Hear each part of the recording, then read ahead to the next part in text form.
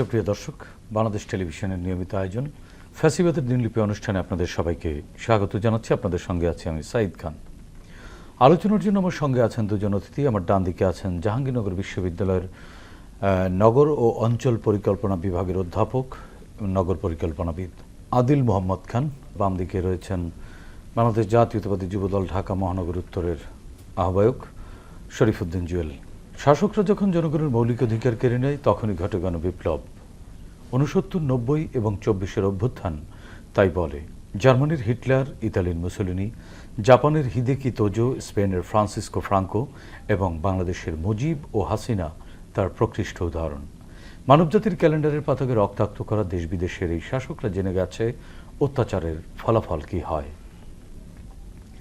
গবেষণামূলক এই অনুষ্ঠানের মাধ্যমে গত সরকারের যাবতীয় স্বৈরাচারী ও ফ্যাসিবাদী নীতির ধরনকে আমরা চিহ্নিত করবার চেষ্টা করছি, খুঁজে বের করবার চেষ্টা করছি নাগরিক অধিকার নিশ্চিতের পথ, যাতে ভবিষ্যতে আর কোনো শাসক নাগরিক স্বাধীনতাকে লঙ্ঘনের সাহস না পায়। দর্শক, আজ 8 মে 2025। গত 16 বছরের শুধুমাত্র এই দিনটিতে কি কি ঘটেছিল অতিথিদের সঙ্গে আলোচনার আগে বিভিন্ন গণমাধ্যম থেকে সংগৃহীত কিছু সংবাদের শিরোনাম দেখে আসি। 2009 খালেদা জিয়াকে সেনানিবাসের বাড়ি ছাড়তে আবারও নির্দেশ। 2011 সুশাসন প্রতিষ্ঠায় দুর্বল অবস্থানে বাংলাদেশ, গ্লোবাল ইন্টিগ্রেটেড প্রতিবেদন। 2012 সাকা চৌধুরীর বিরুদ্ধে সাক্ষ্য গ্রহণ 14 মে। 2013 রাজশাহীতে বিএনপির মিছিলে বাধা, পুলিশের গুলি। 2014 অপহরণ থামছেই না, টাঙ্গাইলে বিএনপি নেতা নিখোঁজ। 2016 ভোটের সংখ্যাতে নিহত 6। 2017 এরশাদের 58 দল আওয়ামী লীগের বি টিম, রিজভি। 2018 ছাত্রলীগের পিটুনিতে ঢাকা বিশ্ববিদ্যালয় শিক্ষার্থী রক্তাক্ত। 2019 রাজধানীতে বন্দুকযুদ্ধে মাদক ব্যবসায়ী নিহত। 2020 জুয়ার আসর বসানো নিয়ে ছাত্রলীগের সংঘর্ষে একজনের মৃত্যু। 2021 রাজশাহী বিশ্ববিদ্যালয়ে অবৈধ নিয়োগে ছাত্রলীগের 43টি পদ। 2022 মজুত করা তেল বেরিয়ে আসছে, দামও বেশি। 2023 রাজবাড়ীতে হেরোইন ও ইয়াবা সহ স্বেচ্ছাসেবক লীগ নেতা গ্রেপ্তার। দর্শক, আমরা দেখে নিলাম গত 16 বছর ধরে ফ্যাসিস্ট শেখ হাসিনা সরকার কিভাবে রাষ্ট্রীয় প্রতিষ্ঠানগুলোকে সাধারণ মানুষের মুখোমুখি দাঁড় করিয়েছিল, মানুষের মৌলিক মানবিক অধিকার কেড়ে নিয়েছিল। এসব বিষয় নিয়ে আলোচনা শুনব অতিথিদের মুখ থেকে। শুরুতেই যাচ্ছি অধ্যাপক আদিল মোহাম্মদ খান, আপনার কাছ থেকে জানতে চাচ্ছি। আমরা 2012 সালের একটি সংবাদের শিরোনামে দেখছি সালাউদ্দিন কাদের চৌধুরী, বিএনপি নেতা, তার বিরুদ্ধে সাক্ষ্য গ্রহণ শুরু। দৈনিক প্রথম আলোর খবর ছিল এটি। চৌধুরী একজন বিএনপির শীর্ষ নেতা হওয়ায় তার বিচার কি শুধুই আইনগত ছিল, নাকি রাজনৈতিক প্রতিপক্ষকে দুর্বল করবার জন্য এটি ব্যবহার করা হয়েছিল, বিশেষ করে আন্তর্জাতিক অপরাধ ট্রাইব্যুনালকে ব্যবহার করা হয়েছিল কিনা? বিগত সরকারের সময় কিন্তু তাদের যে স্বৈরাচারের যে অনেক ধরনের কর্মকাণ্ড, তার অন্যতম বড় একটা কর্মকাণ্ড ছিল এই যে আমাদের আইন এবং বিচার ব্যবস্থাটাকে ভঙ্গুর করা। এবং আইন এবং বিচার ব্যবস্থা এই যে ব্যবহার করা হয়েছিল শুধুমাত্র বিরোধী পক্ষকে বা বিরোধী মতকে দমন করার জন্য। একদিকে ছিল বিরোধী রাজনৈতিক দল, আরেকদিকে ছিল যে কোনো বিরোধী মত। এমনকি এমন অনেক সাধারণ মানুষ, তারা কিন্তু যখনই সরকারের কোনো কিছুকে প্রশ্ন করেছেন সেটাকে চেপে ধরার চেষ্টা করা হয়েছে। আর সুনির্দিষ্টভাবে বিরোধী মত, বিশেষ করে তৎকালীন যে বিরোধী দল ছিল বিএনপিকে তো একটা বড় টার্গেট করাই হয়েছিল। এর বাইরে জামাত কিংবা হেফাজত টার্গেটের বাইরে কেউ ছিল না, কেন মূল তাদের টার্গেট ছিল যে ভিন্ন মতকে দমন করা এবং তাদের যে শাসনটাকে এবং বিনা ভোটের নির্বাচনবিহীন যে শাসন সেটাকে প্রলম্বিত করা। এবং সেটার অন্যতম বড় যে শুরুটা হয়েছিল যুদ্ধাপরাধীর বিচারের নাম দিয়ে যে ট্রাইব্যুনাল গঠন করে। দেখেন, যুদ্ধাপরাধের বিচার তো যে কোনো সাধারণ নাগরিকই চায়, হ্যাঁ, যে যদি যুদ্ধাপরাধ হয়, কেননা আইনের দৃষ্টিতে, এমনকি ইসলামের দৃষ্টিতে কাউকে যদি মারা হয় বিনা অপরাধে, তাকে মাফ করার ক্ষমতা এমনকি রাষ্ট্রেরও নাই। আমার বাবাকে যদি আপনি মারেন, ইভেন রাষ্ট্র আমার বাবার খুনিকে মাফ করতে পারে না। তাহলে যে কোনো অপরাধ যদি সত্যিকার অর্থে অপরাধ হয়, সেটা ন্যায়ের দণ্ড যদি থাকে, সেটাকে রাষ্ট্রকে ক্ষমার কোনো সুযোগ নেই, বরং তাকে আইনের মাধ্যমে আপনার তাকে পানিশমেন্ট দিতে হবে। আর সেই ক্ষমা যদি কেউ যদি ব্যক্তিগতভাবে ক্ষমা করে দেয় যে আমার পিতার হত্যাকে আমি ক্ষমা করে দিলাম, সেই ইসলামের দৃষ্টিতে সেটা আবার সেই বাউন্ডারিটা আছে। কিন্তু এই যে বিচারটা তৈরি করা হয়েছিল, এটা মূলত আসলে বিরোধী মতকে দমন করা। এবং এই বিচার প্রক্রিয়াতে স্ট্যান্ডার্ড প্রসিডিওর, যেটা যদিও নামে ছিল আন্তর্জাতিক অপরাধ, আদালত, কিন্তু কোনো ধরনের স্ট্যান্ডার্ডাইজেশন নাই। আমরা বিভিন্ন পত্রপত্রিকায় দেখেছি যাদেরকে আপনি বিচারের অভিযোগে কাঠগড়ায় দাঁড় করেছেন তারও কিন্তু আত্মপক্ষ সমর্থনের সুযোগ থাকে, তারও সাক্ষ্য দেওয়ার জন্য তার সাক্ষী দেওয়ার সুযোগ থাকে। এমন অনেক উদাহরণ ছিল যাদের নামে বিচারের কাঠগড়ায় দাঁড় করানো হয়েছে, তাদের সাক্ষীদেরকে কোনো ধরনের সুযোগ দেওয়া হয় নাই। তো এই ধরনের অনেক অ্যানোমালিস ছিল, কিন্তু আপনার নিশ্চয়ই মনে আছে একটা বড় অ্যানোমালিস ছিল যে এই রায়গুলো আগেই প্রকাশিত হয়ে গিয়েছিল। তার মানে হচ্ছে যে কোনো রায় তো আসলে বিচারক তো আগে প্রকাশ করেন না, বিচারালয়ের কোনো রায় ছিল না, এগুলো ছিল উপর থেকে ফরমাইশি রায়। এটা বিভিন্ন অভাব, বিভিন্ন ধরনের এভিডেন্স দিয়ে প্রমাণিত ছিল। ইভেন কি তৎকালীন যে আমার দেশে এমন অনেক সিরিজ রিপোর্ট হয়েছিল স্কাইপ কেলেঙ্কারির কথা, এখন আমাদের মনে আছে, এবং তৎকালীন একটা উক্তি আমার এখনো মনে পড়ছে যে সরকার পাগল হয়ে গেছে, তার একটা রায় দরকার।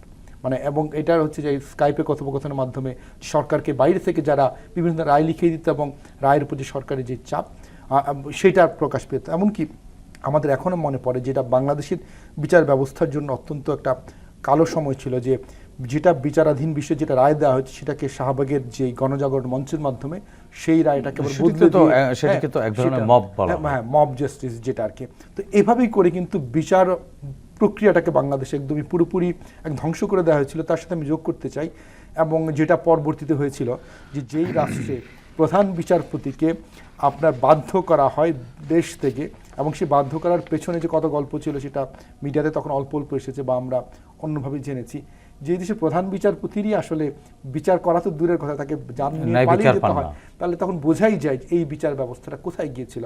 এবং এক পর্যায়ে যেটা হলো, মানুষের তো সাধারণ মানুষের আস্থা পুরোপুরি বিচার ব্যবস্থা থেকে উঠে গেল, যে আমি কোনো রায় পাবো না। এবং এই কারণে আপনার এখন আমার মনে পড়ছে যে আমাদের ঢাকা বিশ্ববিদ্যালয়ের এক শিক্ষক তিনি বলেছিলেন, আমি আমার সন্তান হত্যার বিচার চাই। হ্যাঁ, তো মানে এই যে মানুষের আস্থা জায়গাগুলো সংকট ছিল, এই জন্য শুধু এই যে আপনি সাকাজুদ্দিন রায়ের কথা বললেন, এমন অনেক যুদ্ধাপরাধের রায় যেগুলো নিয়ে কোয়েশ্চেন করার সুযোগ আছে। এবং যেটা আমরা বারবার বলছিলাম যে কোয়েশ্চেনগুলো শুধু এই কারণে আমাদের নাগরিক হিসেবে আমাদের উদ্বেগের কথা ছিল যে সাক্ষীদেরকে সাক্ষ্য দিতে দেওয়া হচ্ছে না, রায়গুলো অন্য কোথাও থেকে লিখিত হয়ে আসছে। তো এই যে একটা কাণ্ড, এখন যেহেতু নতুন সরকার এসেছে, অবশ্যই সরকারের এই তদন্ত করা উচিত এই ওই রায়গুলো নিয়ে অবশ্যই একটা নিরপেক্ষ তদন্ত, কারণ এই তদন্ত না করলে তাহলে আপনি যে ন্যায় বিচার করতে কোন কারণে ব্যর্থ হয়েছিল রাষ্ট্র, এবং বিচারালয়গুলো কেন বের করা দরকার, এবং ভবিষ্যতে যেন বাংলাদেশে এখনো তো রাজনৈতিক দল আছে, সামনে ক্ষমতার রাজনৈতিক সরকার আসবে, তাহলে তারা যেন অন্যায়ভাবে এই ধরনের কোনো প্রেশার তাদের সামনে অপরাধগুলো চিহ্নিত করে দেওয়া, এবং বিচারকরাও যেন কখনোই প্রভাবিত না। যদি বিচারক প্রভাবিত হন তাহলে সেটার জন্য শাস্তির ব্যবস্থাপনা সেটাও দরকার, কারণ বিচারকরাও তাদের বিচারের জন্য আসলে জবাবদিহিতার বাইরে কাউকেই রাখা যাবে না। যুদ্ধাপরাধের বিচারের নামে এক ধরনের প্রহসনের কথা বলছিলেন আদিল মোহাম্মদ খান। শুধুই কি যুদ্ধাপরাধের বিচার, অন্যান্য আদালতগুলোর কি অবস্থা ছিল, টোটাল আইনি কাঠামো কি অবস্থা, কি দশা হয়েছিল? আপনি তো সরাসরি রাজনীতির সাথে জড়িত, এবং আপনি নিশ্চয়ই দেখেছেন যে এর আগের যেটি আদিল ভাইয়ের সাথে আলোচনা হলো, যে একটি রায় দরকার, সরকার পাগল হয়ে গেছে, এরকম রেফারেন্সও বেরিয়ে এসেছে। আপনার কাছে কি মনে হয়েছে গত 16 বছরকে আপনি কিভাবে মূল্যায়ন করবেন? হাসিনা শুধু একটি যুদ্ধাপরাধী মামলার রায় দিয়ে তো সে আসলে ক্ষান্ত হয়নি। হাসিনা বাংলাদেশের টোটাল বিচার ব্যবস্থাকে ধ্বংস করে ফেলেছে আপাদমস্তক। হাসিনা বাংলাদেশের বিচার ব্যবস্থাকে একটা আজ্ঞাবহ আদালতে পরিণত করেছে। হাসিনা বাংলাদেশের বিচার এখানে সবসময় একটা ফরমাইশি রায় দেওয়া হতো, এবং এই ফরমাইশি রায় এবং আজ্ঞাবহ আদালত হাসিনা সে তার নিজের মতোকে তার ক্ষমতাটাকে কর্তৃত্ব করার যে বিষয়টি আসলে যে আপনারা তো একেবারে প্রত্যক্ষভাবে এই ঘটনাগুলোর মধ্যেই ছিলেন, আপনাদের উপর থেকেই তো এই বুলডোজারটা গেছে, তো সেই অভিজ্ঞতাগুলো কেমন ছিল ওই সময়টার? কতগুলো মামলায় কিভাবে হাজিরা দিতেন? সাইদ ভাই, আমি সর্বশেষ 5ই আগস্টের আগ পর্যন্ত মামলা আমার সর্বশেষ মামলা দাঁড়িয়েছিল 367টা মামলা দাঁড়িয়েছিল। তো 367টার রাজনৈতিক মামলা আমি কাঁধে নিয়ে 17টি বছর পার করেছি। আসলে আমাদের মামলাগুলোর বিষয়টা ছিল এরকম, খুব অত্যন্ত পরিষ্কার। আসলে আমাদেরকে কোর্টে আদালতে আমাদেরকে খুব অত্যাচার করা হতো। হ্যাঁ, কোর্টে আবার অত্যাচার করা হয়, খুব স্বাভাবিকভাবে দেখেন আমরা যখন কোর্টে যেতাম আমাদেরকে তখন হাতে হাতকড়া পরিয়ে, আমাদেরকে যেটা সম্পূর্ণভাবে আইনের পরিপন্থী একটা কাজ, হাতকড়া পরিয়ে আমাদেরকে সেখানে রাখা হতো। এবং আইনজীবীরা তখন আমাদের যে মামলায় গ্রেফতার করা হয়েছে সেই মামলায় দেখা গিয়েছে যে আমাকে যে মামলাতে গ্রেফতার দেখানো হয়েছে সেই মামলার ঘটনার স্থান, সময় এবং ঘটনার দিন আমি সেখানে মামলাতে আমি উপস্থিত ছিলাম না ঘটনার সময়।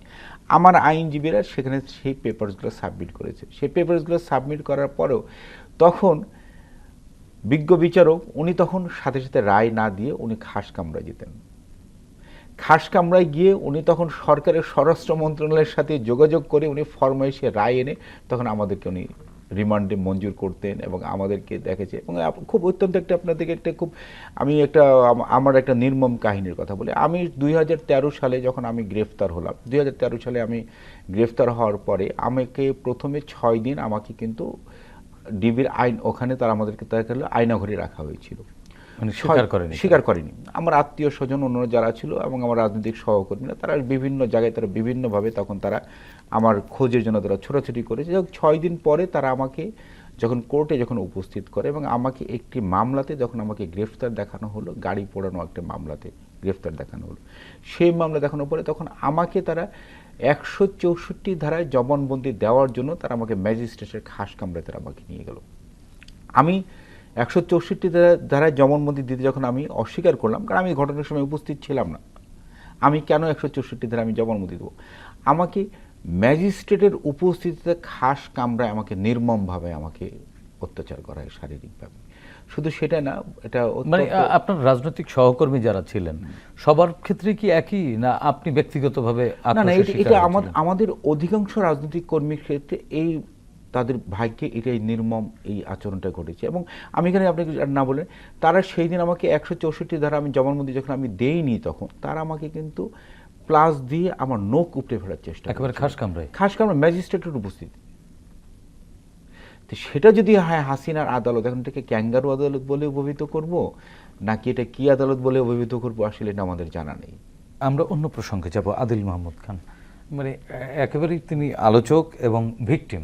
আদালতের খাস কামরায় একেবারে বিচারকের উপস্থিতিতে এরকম নজির আসলে ফ্যাসিজমের কোন লেভেলটায় পৌঁছালে এরকম হয়? কোনো রেফারেন্স আছে কিনা আপনার কাছে?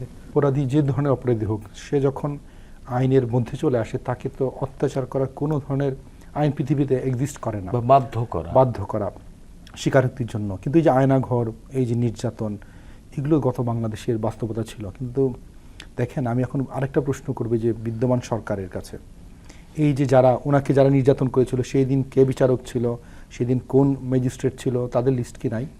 নিত্যকার চিত্রই তো লিস্ট আছে। তাহলে আমি সেই প্রশ্নটা করি, তাহলে এই যে আমরা এখন বিচারতন্ত্র বলেন, আমলাতন্ত্র বলেন, এই কয়েক মাস, 8-9 মাসে এদেরকে কি জিজ্ঞেস করা হয়েছিল, তুমি বাংলাদেশের নাগরিক হয়ে, একটা মানুষ হয়ে, তুমি একটা ওথ চিনিয়ে সরকারি কর্মকর্তা, বিচারক বলেন, আমলা বলেন, ম্যাজিস্ট্রেট বলেন, তিনি তো ওথ নিয়েছেন রাষ্ট্রের কাছে, জনগণের কাছে, তোমার চাকরিটা কি এত প্রয়োজন ছিল যে বিচারকের খাস কামরার ভেতরে একজনের নখ তোলার চেষ্টা করবেন? প্রশ্নটা কেন করলাম, বাংলাদেশের জুলাই গণঅভ্যুত্থানের পরে মানুষের যেই আকাঙ্ক্ষা ছিল, সেই আকাঙ্ক্ষাটার বাস্তবায়ন হতে দিচ্ছে না একটা গোষ্ঠী, আমলাতন্ত্র। এবং তাদেরকে কেউ কোয়েশ্চেন করছে না যে তোমরা রাজনীতিবিদ, পলিটিশিয়ানরা তারা ফেসিজমের জন্য সে যা ইচ্ছা করেছে, তার বাহক কারা ছিল? বাহক ছিল এই আমলাতন্ত্র, এই বিচারতন্ত্র, এই বিচারকরা। দেখেন, প্রতিটা মানুষের জন্য জীবন ধারণের জন্য অনেক কিছু লাগে না, ঠিক আছে? তাহলে এই যে এই লোকগুলো, এরা যদি তখন রেজিস্ট করতো যে না, এটা তো কোনোদিনও সম্ভব না, খাস কামরার ভেতরে আপনি একজন ম্যাজিস্ট্রেটকে বলবেন, স্বরাষ্ট্রমন্ত্রী বলুক, প্রধানমন্ত্রী বলুক যে তোমাকে এটা করতে হবে, মানুষের চাকরি বাকরি ছাড়া তো দুনিয়াটা অনেক বড়। বের করেন কারা কারা এই নির্যাতনের সাথে ছিল, এগুলো তো সবই রেকর্ডেড, সরকারি প্রতিষ্ঠানে সব রেকর্ড থাকে, বেসরকারি জায়গায় হতে পারে। তাহলে এই ভাইকে যারা করেছে, প্রতিটা ক্ষেত্রে যারা করেছে, তারা কেন এখনো বহাল তবিয়তে আছে? তাদের তো এখন নিজেদের তো জেলখানা ফেস করার কথা। তো এটা এটা একটা আমি হতাশার কথা বললাম যে এই প্রশ্ন আমাদের করতে হবে, যে না হলে আপনি কখনোই এই রাস্তাটাকে আবার যাওয়া থেকে ফিরাতে পারবেন। এই আমলাতন্ত্র আবার আরেকটা রাজনৈতিক শক্তি হলে আরেকজন রূপ নিতে পারে।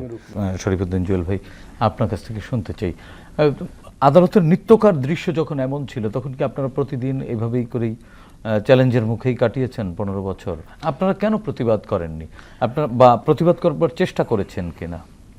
অবশ্যই আমরা প্রতিবাদের চেষ্টা করেছি এবং আমরা প্রতিবাদ করেছি। আপনাকে আর একটা জিনিস, আমাদের শেষ দেখলে আমরা আদালতে গিয়েও তো আমরা নিরাপত্তাহীনতায় ভুগতাম। আদালতে গিয়ে আমি যখন পূর্ববর্তী একটি মামলা যখন আমাকে গ্রেফতার দেখিয়েছে, তখন আমি সেই মামলা আমাকে আদালতে মামলা দিয়েছে। আমি আদালতে আমরা যাই কেন, বিচার প্রার্থী হিসাবে তো আমরা আদালতে যাই। সেখানে গিয়ে আমরা আদালতে প্রাঙ্গণে সেখানেও আমরা নির্যাতনের শিকার হয়েছি। মানে কোনো বিরোধী মতের হলেই হ্যাঁ, সর্বত্র সেখানেও আমাদের উপরে হামলা করা হয়েছে আদালত প্রাঙ্গণে রীতিমতো। এবং শুধু সেটা না, এবং ওটা ছিল আমাদের আর একটা আতঙ্কের জায়গা। কারণ আমি একটি মামলাতে জামিন নিয়ে যখন বের হলাম, গেটে পুলিশ ওত পেতে থাকতো আমাকে আর একটা মামলায় গ্রেফতার করার জন্য। মানে এটাই ছিল বাস্তবতা। এটাই ছিল বাস্তবতা, এবং সেই আতঙ্কগুলা নিয়ে আমাদের এই 15-16 তারপরেও আসলে আদালতে আপনারা যেতেন কেন? বিচার, আপনারা জানেন যে অভিজ্ঞতা এরকম যে বিচার পাওয়া যায় না, তারপরেও মানুষ আদালতে তো যেত না, যেতে বাধ্য হতো বা বাধ্য করা হতো। যেতে বাধ্য হতো, কারণ এখানে আর একটাই বিষয় আছে। আমরা আদালতে ধরেন সাইদ ভাই, আমাদের ক্ষেত্রে মানে অত্যাচারের লেভেলগুলো, হ্যাঁ আমি যেমন আমার ব্যক্তিগত বলবো যে আমি মামলায় চিন্তা করতাম যে আমি শরীফুদ্দীন জুয়েলকে মামলায় ওয়ারেন্ট থাকলেও আমাকে গ্রেফতার করবে, ওয়ারেন্ট না থাকলেও গ্রেফতার করবে। কারণ আমি এখন যুবদল ঢাকা মহানগর উত্তরের আহ্বায়ক, এবং আমি ওই সময় এর আগে আমি ছিলাম ছাত্রদল ঢাকা মহানগর উত্তরের ভারপ্রাপ্ত আমি সভাপতি ছিলাম, সিনিয়র ভাইস প্রেসিডেন্ট ছিলাম, ছাত্রদল সেন্ট্রাল কমিটির আমি যুগ্ম সাধারণ সম্পাদক ছিলাম। তো যেহেতু বিরোধী আমলে আমি এতগুলো পোস্ট আমি ক্যারি করেছি, আন্দোলন করেছি, দেখা গেছে যে আমরা আদালতে মামলা দেওয়া হলে সেই মামলাটা জামিন যদি আমরা না নিতাম, শুধু আমি না, আমার মতো এরকম বিএনপির অসংখ্য নেতাকর্মী, লাখ লাখ নেতাকর্মীকে তারা মালামাল ক্রোকের অর্ডার দিতে তাদের একদিনও তারা সময় নিত না। নির্ধারিত দিনে আদালতে উপস্থিত না হলে বাড়ির মালামাল ক্রোকের তারা অর্ডার করত। এবং স্বাভাবিকভাবে পুলিশ সে মালামালের ক্রোকের অর্ডার নিয়ে এসে তারা আমাদের ফ্যামিলির সদস্যদের, আমার বাবা মা আত্মীয় স্বজনের উপরে তখন তারা আবার অকথ্য তারা আবার নির্যাতন চালাতো। সেখান থেকে আসলে রক্ষা হওয়ার জন্য আমাদের এত কিছু সহ্য করেও আমরা আদালতের দ্বারস্থ হতাম, অন্তত জামিনের কাগজটা থাকলে অন্তত বাসার মালামাল ক্রোকের অর্ডারটা তারা দিবে না। কিন্তু তারা সেগুলোও মানতো না, তাদের যখন খুশি যেটা প্রয়োজন তাদের প্রয়োজন ছিল সেটাই করতে যাচ্ছে। এবং এখন আরেকটা জিনিস বলি, আদালতের প্রয়োজন আমাকে গ্রেফতার করতে পারেনি, আমার পরিবারের সদস্য, আমার বাবা মা ভাই বোন আত্মীয়, তাদের উপরে তখন সে যদি ওয়ারেন্ট যদি ইস্যু হতো, এখানে আসলে ল অ্যান্ড অর্ডার বলে তো কিচ্ছু ছিল না, পুরোপুরি সেটা অনুপস্থিত ছিল। মানে এবং সর্বোপরি হাসিনা তার ক্ষমতাকে পাকাপোক্ত করার জন্য প্রশাসনকে তার যেভাবে ব্যবহার করা প্রয়োজন হয়েছিল আদালতকে, ঠিক সেভাবে সে আজ্ঞাবহ আদালত সে পরিণত করেছে। জি, শরীফুদ্দীন জুয়েল, আরেকটি বিষয় আপনার কাছ থেকে শুনতে চাই। আমরা 2009 সালের একটি খবর দেখছি, খালেদা জিয়াকে সেনাবাহিনী নিবাসের বাড়ি ছাড়তে আবারও নির্দেশ। দৈনিক প্রথম আলোর খবর ছিল। সরকারের পক্ষ থেকে এই সিদ্ধান্ত কি শুধুই আইনি ছিল, না এই সিদ্ধান্ত যদি সত্যি আইনগত হতো তবে তা এত রাজনৈতিক বিতর্ক ও প্রতিক্রিয়া কেন সৃষ্টি করলো? এটা সম্পূর্ণভাবে একটি ব্যক্তিগত আক্রোশ এবং প্রতিহিংসার বরে শেখ হাসিনা আমাদের বিএনপি চেয়ারপারসন দেশনেত্রী বেগম খালেদা জিয়াকে সে বাড়ি থেকে উচ্ছেদ করার জন্য সেই প্রক্রিয়াটি হাতে নিয়েছিল। এখানে আইনের বলে এখানে কোনো কিছু সেখানে কিন্তু সে ফলো করেনি। কারণ এখানে আমরা শেষ পর্যন্ত দেখেছি সে একটা আইনি নোটিশ দিয়েছে। পরবর্তীতে আমরা যখন ঘটনাটা যদি খেয়াল করি, আমাদের দেশনেত্রী বেগম খালেদা জিয়াকে ওনাকে যখন বাড়ি থেকে যখন উচ্ছেদ করা হলো, আপিলের অর্ডারটাতে স্টে অর্ডার যে সে কাগজটা তারা আসার কিন্তু তারা সময় দেয়নি। এর আগে তারা জোরপূর্বকভাবে আমাদের দেশনেত্রী বেগম খালেদা জিয়াকে বাড়ি থেকে তারা উচ্ছেদ করেছে, অত্যন্ত নির্মমভাবে এবং পৈশাচিক কায়দায় আমি বলবো বর্বরতাভাবে তারা করেছে। এবং এটা ছিল শেখ হাসিনার ব্যক্তিগত, কিন্তু তারা তো এটিকে এক ধরনের বৈধতাও দিয়েছে, আইনি বৈধতাও তো দিয়েছে। শেখ হাসিনা তো যখন তার আইনের প্রয়োজনে, তার যখন যেটা প্রয়োজন ছিল তখন সেটা আইন করেছে। এবং একটা কথা যদি বলতে যাই, যদি মনে করেন যে 111-এর সময় ফখরুদ্দিন মঈনুদ্দিন সরকার, তাদেরকে এক্সিট করার রাস্তা তৈরি করে দিয়েছিল কে? শেখ হাসিনা। তাদের অবৈধ কাজগুলোকে বৈধতা কে দিয়েছিল? শেখ হাসিনা। এবং সেই কারণে তাদেরকে সেই এক্সিট সঠিকভাবে তাদের এক্সিট করে দিয়ে সে সংসদে সে তার মনের মতো করে একটা আইন পাশ করিয়েছিল, নিশ্চয়ই আপনাদের মনে আছে। এবং শেখ হাসিনা তার প্রত্যেকটা অবৈধ কাজকে বৈধতা দেওয়ার জন্য আদালতকে ব্যবহার করেছে। ঠিক তেমনি অন্য প্রসঙ্গে যায়, যেমন হলো শেখ হাসিনার আমলে দুদকটা ছিল একটা ওয়াশিং মেশিন ছিল। ওখানে সে তার নেতাদেরকে ওখানে দুদকের একটা ফাইল তৈরি করে দিয়ে সেখান থেকে তাদের ওয়াশ মেশিং সার্টিফিকেট দিয়েছে। তেমনি আদালতকেও সেমনি তার নিজের মতো করে, নিজের খেয়াল খুশি মতো ব্যবহার করে করেছে। বিএনপি চেয়ারপারসন দেশনেত্রী বেগম খালেদা জিয়াকে যে বাড়িটাকে বরাদ্দ করা হয়েছিল, আপনার অবশ্যই মনে আছে, এই বাড়িটাকে বরাদ্দ হয়েছিল শহীদ প্রেসিডেন্ট জিয়াউর রহমান যখন উপসেনা প্রধান ছিলেন। তখন বাড়িটি বরাদ্দ পেয়েছিলেন। শহীদ প্রেসিডেন্ট জিয়াউর রহমান যখন সেনাপ্রধান হয়েছিলেন তখন এই বাড়িতে ছিলেন। শহীদ প্রেসিডেন্ট জিয়াউর রহমান যখন প্রেসিডেন্ট হয়েছিলেন তখন এই বাড়িতে ছিলেন। বিএনপি চেয়ারপারসন দেশনেত্রী বেগম খালেদা জিয়া 3 বারের প্রধানমন্ত্রী ছিলেন, তখন বেগম খালেদা জিয়া কিন্তু মইনুল রোডের এই বাড়িতে কিন্তু ছিলেন। এই বাড়িটা অত্যন্ত স্মৃতি বিজড়িত একটা এবং বাড়ি, এবং অন্য কোনো কখনোই কিন্তু এই বাড়িটা ছেড়ে ওনাকে যায়নি, এবং সেইভাবেই কিন্তু ওনাকে বাড়িটা বরাদ্দ দেওয়া হয়েছিল। শহীদ প্রেসিডেন্ট জিয়াউর রহমান কি একজন শুধুমাত্র বাংলাদেশ প্রেসিডেন্ট ছিলেন? মহান স্বাধীনতার ঘোষক ছিলেন। শহীদ প্রেসিডেন্ট জিয়াউর রহমান বাংলাদেশের আধুনিক বাংলাদেশের স্থপতি ছিলেন। শহীদ প্রেসিডেন্ট জিয়াউর রহমান বহুদলীয় গণতন্ত্রের প্রতিষ্ঠাতা ছিলেন। শহীদ প্রেসিডেন্ট জিয়াউর রহমান সেই হেনরি কিসেঞ্জারের সেই বিখ্যাত যে বটমলেস বাস্কেটকে বাংলাদেশকে একটি সমৃদ্ধশীল বাংলাদেশ পরিণত, সেই তাকে সেইখানে থেকে তার স্মৃতি বাড়ি থেকে মানে বহুমাত্রিক জেলাসিট থেকে শেখ হাসিনা এটি করেছেন, ব্যক্তিগত জিজ্ঞাসার জায়গা থেকে করেছেন, ব্যক্তিগত আক্রোশ, ব্যক্তিগত জিজ্ঞাসার জায়গা থেকে শেখ হাসিনা। ধন্যবাদ শরীফুদ্দিন জুয়েল আপনাকে। একই বিষয়ে অধ্যাপক আদিল ভাই আপনার কাছ থেকে শুনতে চাই, বেগম জিয়াকে বাড়ি থেকে উচ্ছেদের শরীফুদ্দিন জুয়েল যেটি বলছিলেন যে এক নোটিশ, এটি আদালতকে নিজের মতো করে ব্যবহার করা হয়েছে এবং নোটিশ টোটিশ এসবের ধার ধারেনি ওই সময়ের প্রশাসন। তারপরেও তো এক ধরনের বৈধতা দরকার আছে। ক্যান্টনমেন্টের মধ্যে একজন সাবেক প্রধানমন্ত্রী, একজন সাবেক রাষ্ট্রপতির স্ত্রী, সাবেক সেনাপ্রধানের স্ত্রীকে এভাবে বের করে দেয়া যায় কিনা, সেটি এক ধরনের বৈধতা তো তারা দিয়েছে, সেটি আসলে কোন পথে গিয়েছে? আসলে দেখেন, বিগত সরকার যখন কয়েকটা বিনা ভোটে নির্বাচন করলো, তার মানে সে যাই করে সেটা প্রতিটি কাজে অবৈধ। মানে আপনার তো যে জন্মটা, মানে আপনি যদি সঠিক ভোটে আসেন, জনগণকে জবাব দিই, তাহলে তখন কিন্তু জনগণ তাকে ম্যান্ডেট দিয়ে আপনি কাজ করবেন। সুতরাং এই যে এই জিনিসটাকে আপনি যেভাবে বলছেন বৈধ, একটা সরকারি প্রক্রিয়া থেকে একটা এক্সিকিউটিভ অর্ডার দিয়েই কিন্তু ন্যায্যতা এবং বৈধতা তৈরি হয় না। ইভেন যে কোনো সরকার সে যদি সকল প্রক্রিয়া ঠিক করে, কিন্তু যদি অন্যায্য হয় জিনিসটা অবৈধ হবে। কোনো অন্যায্য কাজ তামাদি হয় না। মানে সেই মানে জাস্ট মানে আপনি যে অন্যায্য করলেন জাস্ট কিছু এক ধরনের লেগেসি তো আমি এই জন্য বলছি যে আপনি যে কোনো এই যে ধরেন সরকার এত বছর মানে কয়েকটা নির্বাচন পার করে, সে তো তখন বলেছে বিশ্ব মিডিয়ার কাছে আমি বৈধ সরকার, নির্বাচন রাতের হোক দিনের হোক, কিন্তু এখন কি মানুষ বলছে বৈধ নির্বাচন? বা ইতিহাসের পাতায় বা জনগণের মনস্তত্ত্বে কি এই সরকার যে বিগত কয়েকটা বিনা ভোটের সেটা কি বৈধ হবে? সেই জন্য বলছি পৃথিবীতে কোনো কিছু অবৈধ কাজ সেটা কখনোই বৈধতা পাবে না। যে তৎকালীন সময়ে আপনি কিছু কাগজ তৈরি করেছেন, কাগজের কারণে হয় না। কাগজ কখনো বৈধতা দেয় না, বুঝতে পারছেন? ন্যায্যতা এবং সেটা যদি বস্তুনিষ্ঠতা থাকে তখনই সেটা বৈধ হবে। সুতরাং এই ক্ষেত্রে যে প্রক্রিয়াগুলো হয়েছে সেগুলো অতি দ্রুততার সাথে করা হয়েছে এবং তার পেছনে ইনসাফ ছিল না, সেটা ছিল এবং এই প্রক্রিয়া যদি অস্বচ্ছ হয় সেটিও তো তদন্তের দাবি রাখে। সেই জন্য একটু আগে আমি যে কথাটা বলছিলাম, আপনার বক্তব্য অনুযায়ী সাবেক প্রধানমন্ত্রী বিএনপি চেয়ারপারসন তো তাহলে এই বাড়িটি আবার পুনরায় বরাদ্দ দেয়া না গেলেও অন্তত তাকে তো এই প্রক্রিয়াতে যে সরকারি কর্মকর্তারা জড়িত ছিলেন, এই মানে এই যে জাস্টিসটা ছিলেন, তাদেরকে কোয়েশ্চেন করা উচিত। কারণ যদি আমরা কোয়েশ্চেনগুলো না করতে পারি তাহলে ভবিষ্যতেও এই ধরনের অন্যায্য কাজ আবারও ফিরে আসবে এবং আবারও আমাদের জুলাই গণঅভ্যুত্থানের মতো আমাদের হাজার হাজার তরুণ যুবক এবং সাধারণ মানুষকে প্রাণ দিতে হবে আরেকটা ফেসিস্ট সরকারকে সরাতে। তার মানে এই জন্যই কোয়েশ্চেন করার সময় এখন। এবং আমি এই কথাটা আমি আবারও রিপিট করছি, আমরা এখনও দেখছি বিগত সময় বিভিন্ন পর্যায়ে সামরিক বেসামরিক আমলা বিচারক যারা অবৈধ কাজ করেছেন তারা এখনো বহাল তবিয়তে আছেন। নামমাত্র কয়েকজনকে হয়তো বিচারের আওতায় আনা হয়েছে, কিন্তু পর্যায়ক্রমে অনেকেই কিন্তু আমি সেটা বলছি সেটা একদমই না, সেটা একদমই যথেষ্ট না। কারণ আপনি এই অভ্যুত্থানের প্রথম 9 মাস খুবই গুরুত্বপূর্ণ। প্রথম 9 মাসে যদি আপনি বড় আকারে না আনতে পারেন তখন আপনি 15 মাস পরে এটা ধীরে ধীরে ফিকে হয়ে যাবে। এই জন্যই এখনো সময় আছে, কিন্তু আপনাকে অবশ্যই জাস্টিসটা এনশিওর করতে হবে। শরীফুদ্দিন জুয়েল, প্রশাসনের ভিতরে যারা আছে তাদেরকে একেবারে দ্রুত সময়ের মধ্যে সবাইকেই বা এই সব অন্যায় প্রক্রিয়ার সাথে যারা জড়িত ছিল তাদেরকে দ্রুত সময়ের মধ্যে এক ধরনের জবাবদিহিতার আওতায় না আনা গেলে ভবিষ্যৎ গণতন্ত্র বা ভবিষ্যৎ রাষ্ট্র কাঠামোতে আবারও কোনো শঙ্কা দেখা দিতে পারে কিনা আপনি কি মনে করেন? আমি শুধু শঙ্কাই দেখছি না, আমি পাশাপাশি খুব উদ্বিগ্ন। কারণ আমরা একটা জিনিস খেয়াল করে দেখছি, গত 4 মাসে প্রশাসনের শীর্ষ পর্যায়ে যারা বসে আছেন তারা সবাই বিগত ফ্যাসিস্ট হাসিনার আমলে তারা প্রশাসনের বিভিন্ন জায়গায় যারা ছিলেন তারা এখনও নিজ নিজ জায়গায় তারা স্বপদে কিন্তু বহাল আছে। এবং আমরা কিন্তু এই কয়েকটি জায়গায় কিন্তু আমরা খেয়াল করছি এই পর্যন্ত কিন্তু এবং অন্তর্বর্তীকালীন সরকারকে আপনার পদত্যাগ করানোর জন্য বা একটা সৃষ্টি করা হয়েছিল 4 বার।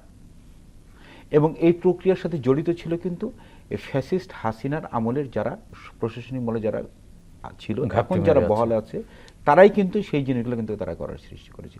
সেটা কি এই অন্তর্বর্তীকালীন সরকার বুঝতেছেন না? আমরা কিন্তু অনেকবারই সেই জিনিসগুলো বলেছি এবং তাদেরকে সেই জিনিসগুলোকে আমলে আনার জন্য এটা বাংলাদেশের সকল যারা বিশেষ করে ছাত্র জনতার গণ অভ্যুত্থানের যে একটি সফল অভ্যুত্থান বাংলাদেশে হয়েছে 5ই আগস্ট, সেই অভ্যুত্থানে সারা বাংলাদেশের মানুষ ছাত্র জনতার আমরা কাঁধে কাঁধ মিলিয়ে আমরা কিন্তু সেই হাসিনার আমরা পতন ঘটিয়েছি।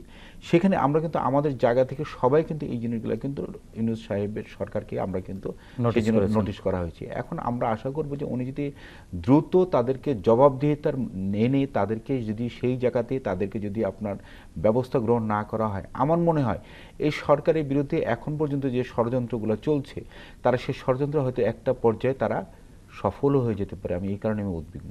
সেক্ষেত্রে সরকারের আসলে এই মুহূর্তে কি করা উচিত? আপনারা যারা রাজনৈতিক দলগুলো রয়েছেন, আপনারা তো চাচ্ছেন যে অন্তর্বর্তীকালীন সরকার, বিশেষ করে প্রফেসর ইউনূস, যদি ইউনূসকে আপনাদের হারতে দেয়া যাবে না, প্রফেসর ইউনূস সরকার যদি হেরে যায় তাহলে গণতন্ত্র অধরাই থেকে যেতে পারে, এরকম শঙ্কার জায়গা থেকে সরকারের কোন ধরনের ইনিশিয়েটিভ নেওয়া উচিত বলে মনে করেন? ইউনূস সাহেবকে অবশ্যই এখানে সকল দলগুলোকে উনি যে একটা জাতীয় ঐক্যমত কমিশন যেটা গঠন করেছেন, সেই আলোকে সকল দলগুলোকে নিয়ে একটা ঐক্যমত সৃষ্টি করে দ্রুত যে সংস্কারগুলো আছে সেই সংস্কারগুলোকে সংক্ষিপ্ত করে দ্রুত একটি নির্বাচন দেওয়া। তা নাহলে একটি অনির্বাচিত সরকার অনেক কিছু সিদ্ধান্ত তারা কিন্তু এই সরকার তো নির্বাচনের চেয়েও অনেক বড় আবেগের জায়গা থেকে বা অনেক কিছুর ঊর্ধ্বে উঠে এই সরকার দায়িত্ব নিয়েছে জাতির। শুধু কি ভোটই সমাধান করে দিতে পারবে? বাংলাদেশের মানুষের একটা আশা আকাঙ্ক্ষার প্রতিফলনের জায়গাতে কিন্তু ইউনূস সাহেব তত্ত্বাবধায়ক সরকারের প্রধান হয়েছেন, অন্তর্বর্তীকালীন সরকারের প্রধান হয়েছেন। তো সেই অন্তর্বর্তী সরকারের প্রধানের জায়গা থেকে অবশ্যই বাংলাদেশের মানুষ দীর্ঘ 17টি বছর যে মানুষের ভোটাধিকার থেকে যে বঞ্চিত ছিল, অবশ্যই মানুষের ভোটাধিকার ফিরে বাংলাদেশের একটি গণতান্ত্রিক পরিবেশ আপনি কখন নিশ্চিত হবে? যখন সে দেশে একটি সুষ্ঠু নির্বাচন হবে, জি, তখনই কিন্তু গণতান্ত্রিক পরিবেশ সেই দেশে কিন্তু নিশ্চিত হবে। ধন্যবাদ শরীফুদ্দীন জুয়েল। 1 মিনিটে আপনি কি শরীফুদ্দীন জুয়েলের এই মতামতকে সমর্থন করেন কিনা? রাষ্ট্র, সরকার, রাজনৈতিক দলের মাঝখানে থেকে জনগণ, হ্যাঁ, জনগণের সাথে অন্তর্বর্তী সরকারের এখন একটা দূরত্ব আছে। মানে দূরত্ব, যারা যেহেতু পলিটিক্যাল পার্টি না, দূরত্ব না, আমি বলছি কোন কারণে দূরত্বটা, যেটা দূরত্বের শব্দটা বললাম বুঝেই বলেছি, যে মানে অন্তর্বর্তী সরকারকে নির্বাচন দেওয়া যেমন একটা বড় দায়িত্ব, কিন্তু তারা তো ওই ম্যান্ডেট নিয়ে এসেছে। আবার জনগণ কি চায় না চায়, হ্যাঁ, সেটা বুঝবার দায়িত্ব কিন্তু অন্তর্বর্তী সরকারের আছে।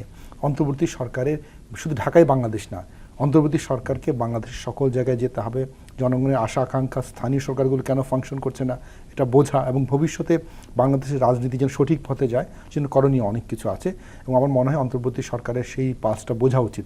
কেননা এই যেমন আমি জাস্ট বলি, ঐক্যমত্য কমিশনের কথা বলেছেন, দেখেন আমাদের ডক্টর ইউনূস তিনি বলেছেন যে এই যে সংস্কার কমিশনের প্রপোজাল সেটাতে রাজনৈতিক দলগুলো টিক দিবে। তাহলে জনগণ কোথায় টিক দিবে না দিবে এটা আপনি কোন প্রসেসে নিয়ে আসবেন? রাজনৈতিক দল মানে জনগণ না, ঠিক আছে? এটা একটা বড় একটা ভ্যাকুয়ামের জায়গা। মানুষ ভোট দেয়, কিন্তু ভোট দেওয়া মানে যে সে সবাই জনগণ, মানে সেই রাজনৈতিক দলকে কেউ যদি XY কে ভোট দেয় তার মানে তার সব কিছুর সাথে একমত না। তাহলে জনগণকে নেওয়ার জন্য কিন্তু আলাদা মেকানিজম দরকার। সেই পাসগুলো সংস্কার কমিশন অনেক কিছুর সাথেই রাজনৈতিক একমত হবে, জনগণ ভাবতে পারে ভিন্ন কথা। যেন জনগণ বলে একটা শব্দ আছে। আওয়ামী লীগ যে ভুলটা করেছিল তারা জনগণকে ডিলিট করে দিয়েছিল। অন্তর্বর্তী সরকারকে শুধু রাজনীতি বল নিয়েই চললে হবে না। সাধারণ মানুষ, তিনি সাথে কোনো দলকে হয়তো সেভাবে ওন করেন না, সে দলকে ভোট দিয়ে ভোট দেওয়া মানে যে তার সাথে, তাহলে সেই মানুষগুলো কি চায় এটা বোঝার জন্য একটা মেকানিজম তৈরি করা। আমি সেখানে একটু মানে দূরত্ব দেখতে পাচ্ছি অন্তর্বর্তী সরকারের কাছে, যেটা মানে অভ্যুত্থানের সরকার, তাহলে তাকে জনমানুষের সরকার হবে, রাস্তার মানে কাতারে কাতারে মিশতে হবে। ধন্যবাদ প্রফেসর আদিল মোহাম্মদ খান, ধন্যবাদ শরীফুদ্দীন জুয়েল, আপনাদের দুজনকেই। প্রিয় দর্শক, 24-এর ছাত্র জনতার গণ অভ্যুত্থান পৃথিবীর ইতিহাসে নতুন পরিচয় পরিচিত করেছে বাংলাদেশকে। জনগণ শাসকের শোষণ নয়, চায় স্বচ্ছতা ও জবাবদিহিতামূলক রাষ্ট্র ব্যবস্থা, যার মাধ্যমে রাষ্ট্রে তাদের অধিকার নিশ্চিত হবে, প্রজা থেকে হয়ে উঠবে নাগরিক। আসুন নতুন এই বাংলাদেশকে আমরা নাগরিক বান্ধব হিসেবে গড়ে তুলি, সাধ্যমতো ভূমিকা রাখি দেশ ও জাতি গঠনে। প্রিয় দর্শক, দেখা হবে আগামী পর্বে নতুন অতিথির সঙ্গে। ততক্ষণ পর্যন্ত ভালো থাকুন, সুস্থ থাকুন, বাংলাদেশ টেলিভিশনের সঙ্গেই থাকুন। খোদা হাফেজ।